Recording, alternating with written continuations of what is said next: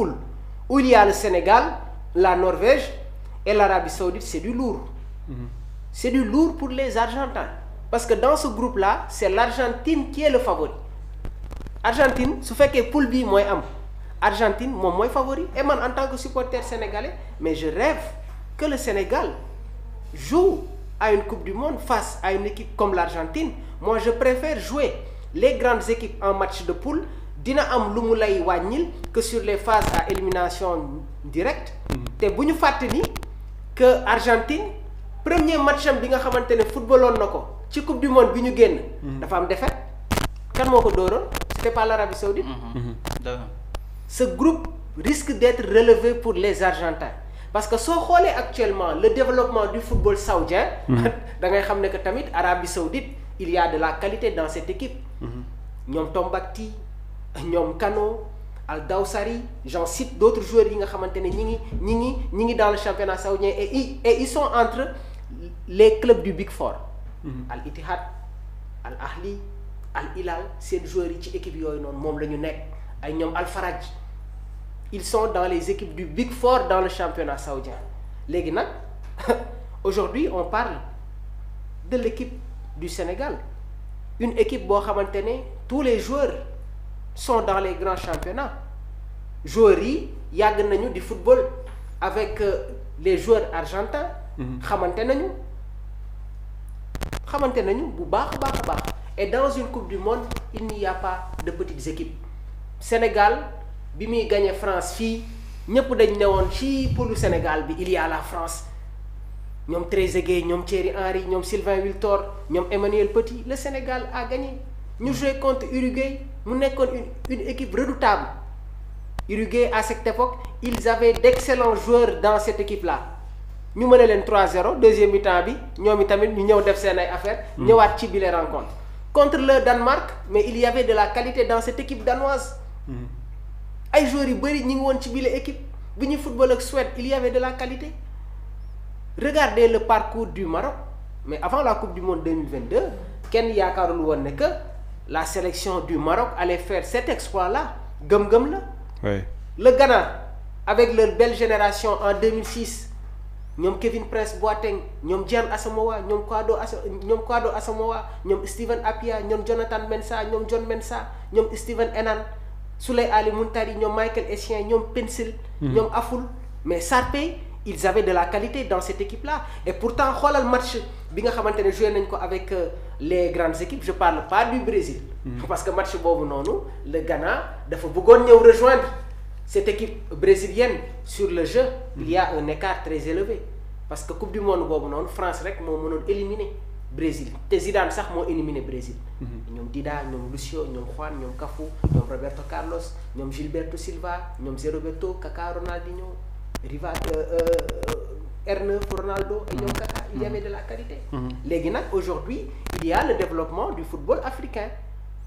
Ghana bi ko Uruguay di éliminer sur cette faute de Luis Suarez Gian Asamoah yàqamti dem fecc moo tax mu raté penalty boobu mais c'était un match à bout de portée pour les Ghanéens c'était ça la réalité. Algérie am na match boo xamante ne footballoon na ko en coupe du monde ak Allemagne sonal Allemagne sonal la Mannschaft qui avait de très grands joueurs ay ñoom Podolski ñoom Klose de grands joueurs qui étaient dans cette équipe de la Mannschaft ñoom Christophe Meltelser l'ancien joueur du Real de Madrid j'en cite ak ay yeneen joueurs donc nañu gëm suñu bopp man aujourd'hui je dirais plutôt que les grandes équipes ñoom ñoo nar a am problème parce que jël coupe du monde jëlaat ko du yomb léegi nag Argentine dañu am joueur bu mag entraîneur bu mag am ay joueurs yu mag et gis nañ ne ñi ngi leen di seetaan ñi ngi leen di étudier bu baax a baax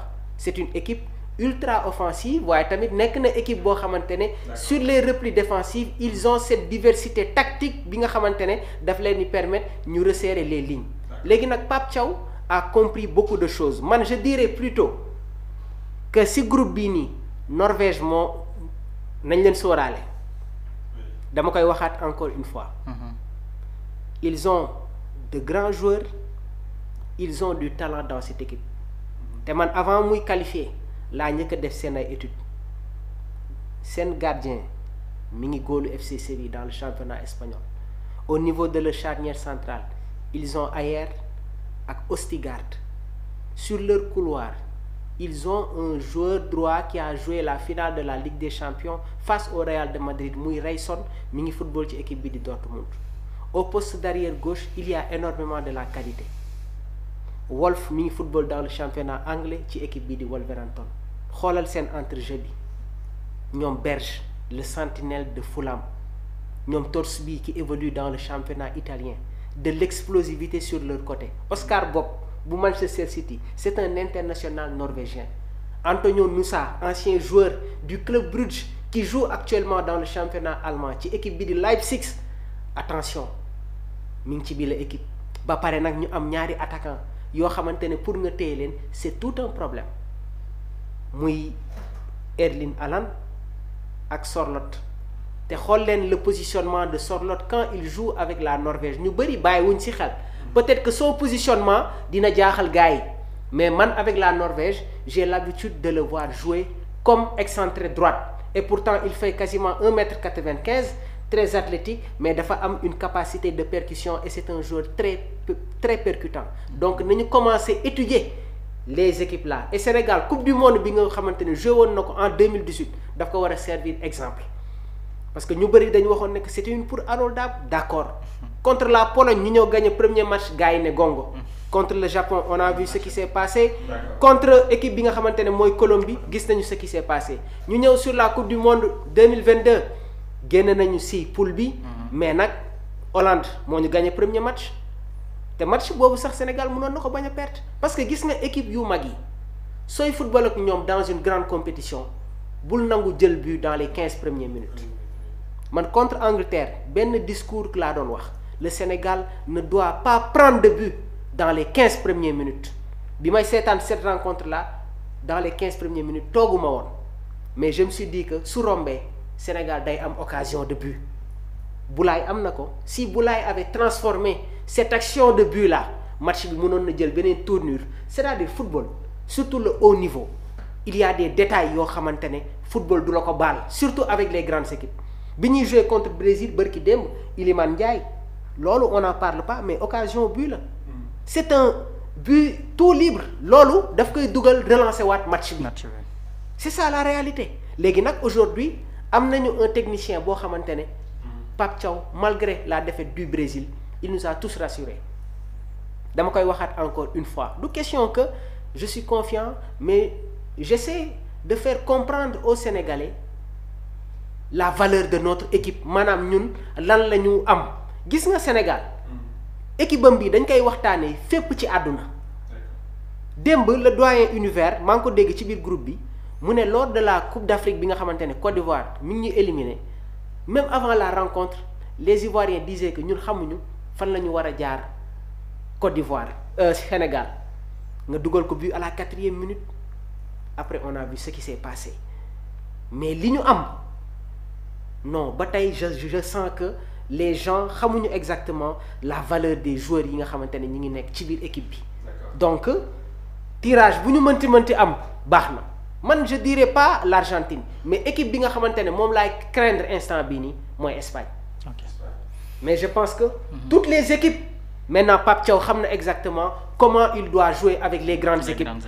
Une animation au niveau du milieu et le Sénégal doit toujours avoir un numéro 9 traditionnel. Loolu kese la. D'accord, merci beaucoup donc. Comme moom moo ñu daal di dàpp. ñu daal di bàyyi rek sama gars yi ñu daal di tàggatoo. yaa ma lay bàyyi nga tàggoo ak gars yi. waaw Badara bëggee naa la bu baax Mamour am na ku bëgg nga dugal ko ci groupe bi xam naa liggéey bi neex na ko lool. 77 259 46 95 donc am na ay yeneen point yoo xamante ne sax waroon nañ ko waxtaanee si biir jotaay. mais demain inchallah on va se retrouver très tôt gars yi. live yi nii la da ngeen koy liker di ko partager di commenter. surtout parce que YouTube des fois. c'est pas trop évident. C'est un peu compliqué et loolu je pense que Omar moom moo ñu gën a maîtriser. aspect technique bi mais ñi bëgg a intégrer le groupe Sport Life mun ngeen ma def signe sur le 77 259 46 95 ñu dugal leen ci groupe bi nice. macha allah kon ñoo ngi lay jaajëfal di jaajëfal Badara ci présentation bu jaar yoon bi. di béggee Mamour bu baax bokk ak moom jotaay bi ni mel ndax xam-xamam ci wàllum sport màcc na lool macha allah yaatu na laab na biir. kon di jaajëfal aussi les internautes Sport Life 221 jërëjëf Badara. merci beaucoup yaa mbégte lañu amoon bokk yow plateau bi aussi Mamour ñu bàyyi la nga tàggatoo. internautes yi nee nañu ngay toog fii di présenter émission yi xaw ma nag ci loo nekk fan yi. pourtant maa ngi fi de maa ngi nii toog de wala. maa ngi nii toog de internautes yi maa ngi nii suis là. internautes yi nee nañu ngay toog di présenter émission yi donc maa ngi lay jaajëfal bu baax a baax sur l'excellente présentation. Tu laisses les chroniqueurs développer, c'est très important. D'accord. Yaya dama koy féliciter di ko gën a encourager mbir bi kenn moomu ko. Oui. Il suffit juste gëstu jël say responsabilités yoon bi gudd na. te fii moom këru ñëpp la. Le Sport Life 221 est ouvert à tout le monde donc mbir bi kenn moomu ko nii rek incha allahu rabi ça va aller di nuyu bu baax les fidèles internautes de Sport Life 221 on est très ravis de vous. Mohamed